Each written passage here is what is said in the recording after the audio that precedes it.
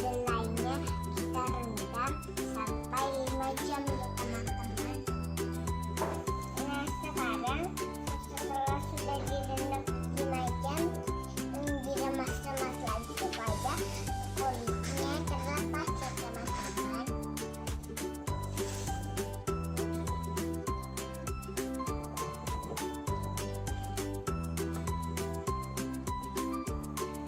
Nah, setelah itu kita blender ya.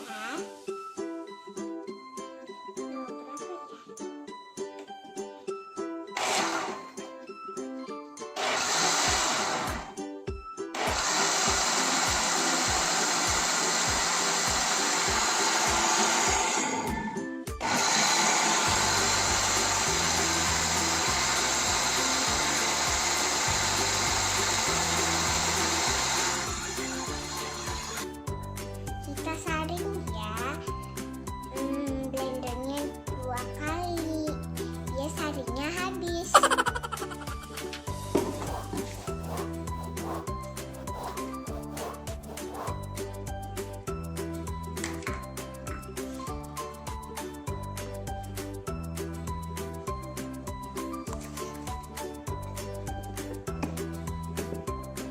Saring semuanya saja ya langsung.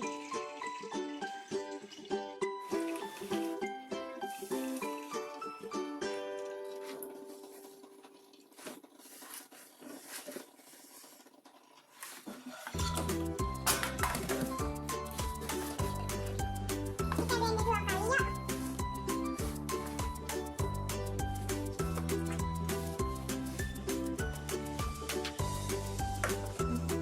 Setelah disaring kita masak sambil diaduk-aduk sampai mendidih. Sudah mendidih. Wah, kita matikan. Sudah tambah mendidih. Sambil gelembung akhirnya tak tumpah-tumpah. Setelah sudah mendidih,